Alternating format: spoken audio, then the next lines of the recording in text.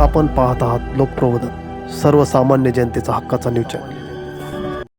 महालिंगी वनक्षेत्रात वन्य प्राण्यांसाठी पाण्याची सोय, 18वा टँकर दाखल। हिंगोली वन परिक्षेत्रातील महालिंगी वनक्षेत्रात 30 मे 2026 रोजी कृत्रिम पाणवठ्यात वन्य प्राण्यांसाठी पाण्याचा टँकर सोडण्यात आला।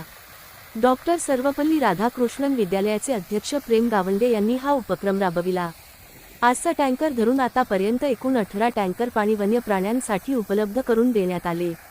या कार्यासाठी गणेश स्टोन क्रेशरचे मालक गंगाप्रसाद काकडे यांनी टँकरची व्यवस्था केली।